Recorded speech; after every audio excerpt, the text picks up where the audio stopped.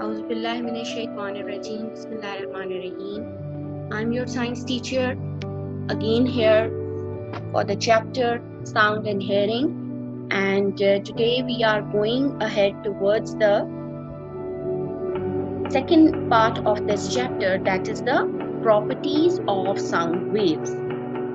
Before I will go ahead, I want to recap my previous lesson in which we have learned that sound is a form of energy, and sound is produced when something vibrates. It is the key point for the production of sound, that sound is always produced when something vibrates. Vibration means to and fro motion of anything. What is this to and fro motion? When something moves backwards and forwards about its mean position or its fixed position. And then we had learned before that different musical instruments, even they need certain thing which produce a sound. Like in the case of guitar, it is the string which helps to produce the sound. In case of clarinet, it is the column which is made throughout the length of that musical instrument. And even in human voices, it is the vocal cord present in our neck area which vibrates and helps to produce sound.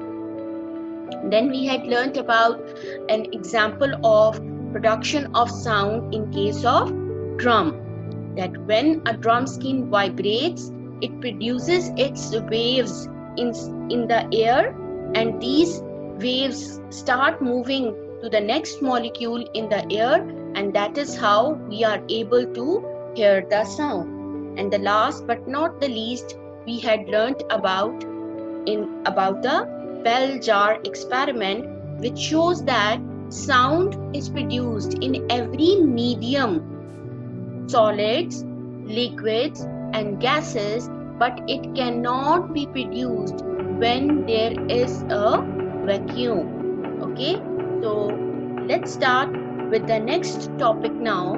What are the properties of sound waves? So sound as a wave, you can watch the vibration of this cone of a loudspeaker. It's a loudspeaker, and this shape where it produces sound is called the cone. So when the cone of a loudspeaker vibrates, you are watching that it is vibrating. It is fixed, but it is moving forward and backward. That is why we say it vibrates. So it moves in and out and very quickly, stretching and squashing the air in front of it. The stretches and squashes spread through the air rather like ripples on a pond. So can you see these ripples in water? Yes, students, when we throw a stone in water, it produces ripples in this way, like this sound is producing waves in the air. So that type of movement are called as sound waves. Okay, so that is the introduction of sound waves. Now let's have a look that what type of sound waves are, because there are many types of waves, but specifically what is the type of sound wave? So the sound waves are called longitudinal waves. Okay, what is the type of waves? Longitudinal waves. It is defined as that vibrations move backward and forward, not up and down. Okay, students, and a sound wave is an example of an oscillation. What is an oscillation? An oscillation is a regular backward and forward movement. You can clearly see this example over here, that how when it is being pressed, the spring, it collected somewhere and then it keeps passing its compression to the next. Let's have a watch on it again. This one, yes, it is being compressed. Now it keeps shifting this compression to the next and moving forward, backward, forward, backward. And this type of wave is called as longitudinal wave. So sound waves always moves in this in the form of this longitudinal wave, which is a vibration move backward and forward, rather not up and down. Now, when we say that sound waves are longitudinal waves, then there are two certain terms for this movement. Okay, so that is termed as rarefaction and compression. Okay, so as an object vibrates, vibration moves towards air, it creates a compression. Okay, what is compression, students? That when I have demonstrated the last model, you have seen that when it moves towards the air, means when it comes closest together, then this is called as compression. Then it is called as compression. And as the object moves away from air, it creates a particular vacuum, and this is called as rarefaction. So here it is moving away from the air. You have just seen that previous model. So when it compresses together, come closer together, come towards the air, it is called compression. And when it is stretching, it is moving away from air, creating some vacuum in between, then it is called as rarefaction. So longitudinal wave is basically an order of regular compressions, rarefactions, compressions, rarefactions. You can see over here a very good particular and a specific particle model over here. You can see over here that how the particles in the air first compress, causes compressions, then they move apart, causes rarefactions, again compression, rarefaction, compression, rarefaction, and gradually from the source of sound it reaches to our ear. When it reaches to our ear, it vibrates the eardrum, and ultimately we are able to hear the sound. So this is a model of sound wave, that how the sound waves are moving in the air. Okay, so sound waves are basically the longitudinal waves which are having a specific compressions and rarefactions. I hope you have understand. So indirectly, although the sound waves are the longitudinal waves, but actually they ultimately generates a wave. You can see over here, it is making a wave. So in science, students, the distance between one compression and the other compression, you can see over here, from this is one compression and then it is the second compression. So the distance between one compression to the other compression, it is called as its wavelength. What it is called as wavelength.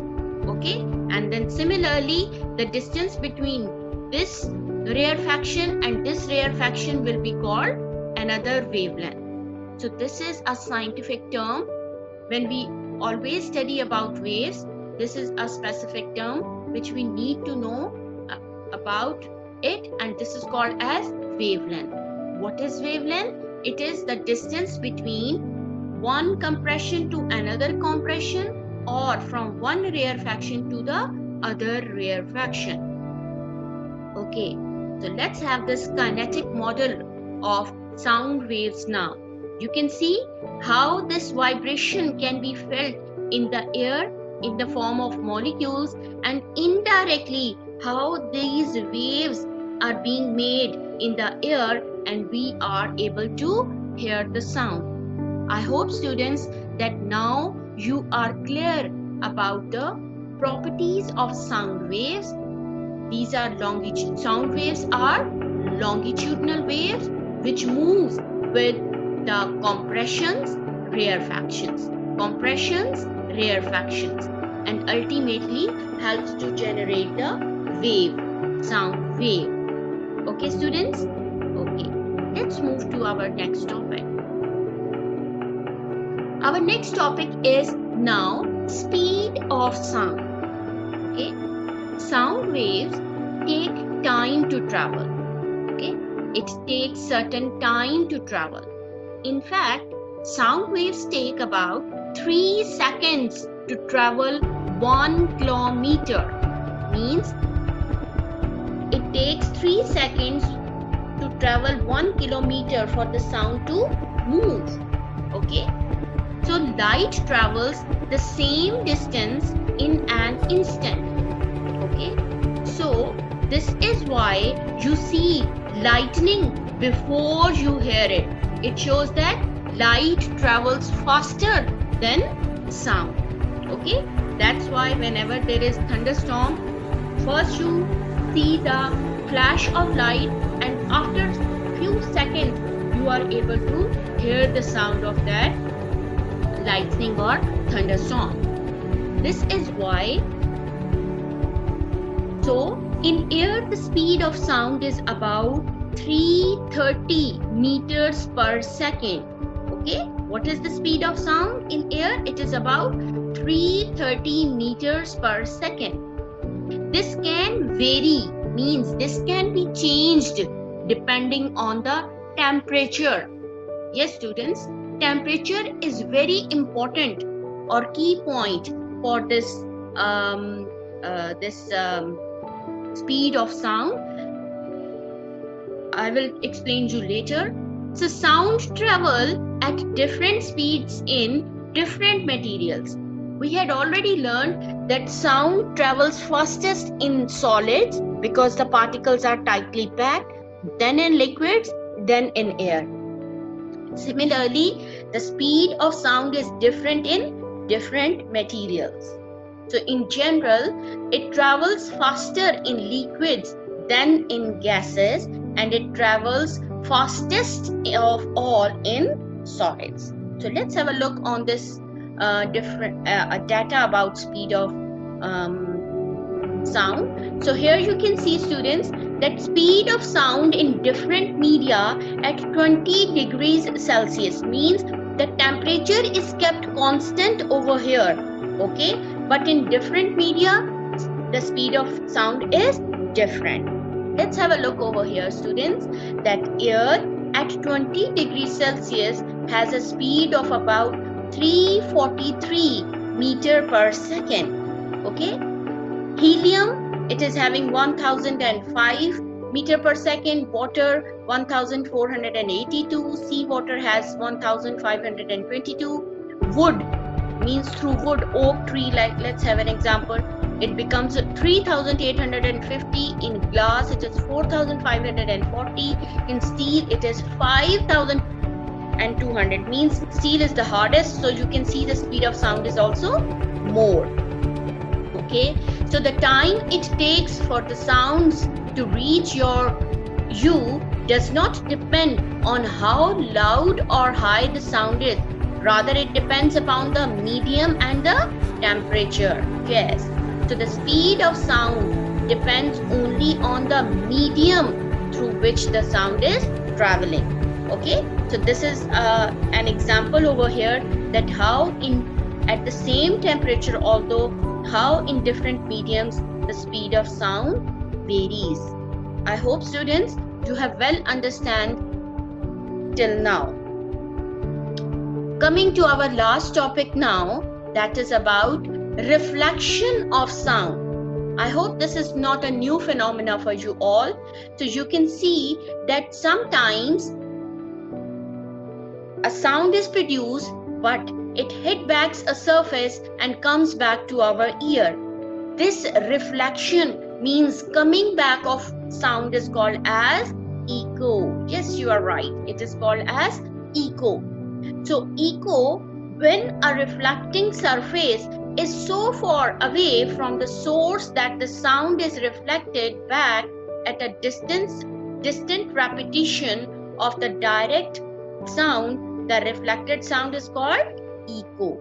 Okay, students, and echoes are used to find objects underwater sometimes, and this is called as echolocation. Okay, you are watching, sound is moving in the form of wave, it is hitting this surface and coming back. Over here you can see speaker is producing sound in the sound waves, it is hitting this surface and coming back to us. So this phenomena, this reflection of sound is called as echo. Echoes are produced when the time interval between the direct, this is the direct, and the reflected sound, now it is the reflected sound, is about 1/5 of the sound. Okay, and this defect means this value can be changed, particularly when the reflecting surface is curved in shape. Means if this surface is curved, then this value or this time can be changed. Okay, students, so reflection of sound is called as echo, and echoes are used to find objects underwater sometimes, and this is called echolocation.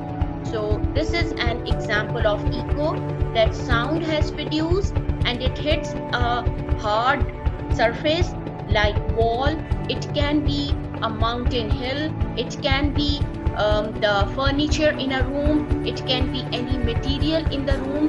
Why our sound is not echo when we are in a classroom, when we are in a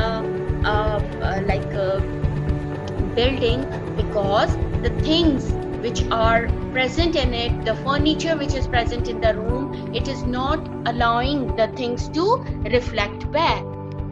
That's why in hills or in mountains, when you say some word, it comes back to your ear because there is nothing to hinder it, nothing to stop that sound wave. Okay, students, so this was our today's topic about the properties of sound waves. I have told you about the type of sound waves. It is called as longitudinal wave, and I have again demonstrated this model of longitudinal waves in front of you, that it is the movement actually backward and in forward direction, and this is also called as an oscillation. It is a regular backward and the forward movement. Then what are the properties of sound waves? Means longitudinal waves, it is a series of regular compression and rarefaction. So here you can see this model of sound wave in the form of molecules in the air. Then this is the kinetic model of sound wave, that actually how the molecules in the air compress and rarefact, and how ultimately or indirectly it helps produce the sound wave. Then I have given you the detail about the speed of sound, which says that sound waves take a little time, less than the speed of light, but actually it travels at different speeds in different materials. And then I have given you some data about the speed of sound at a certain temperature. Then I have given you the explanation of this echo. I hope you know it before, but it is basically the another property of sound, that sound can reflect back even. So the reflection of sound means hitting back or coming back of sound after a certain surface is called as echo, and the echo which are used to find objects underwater is called as echolocation. Okay, students, now in the end I'm going to share the project with you.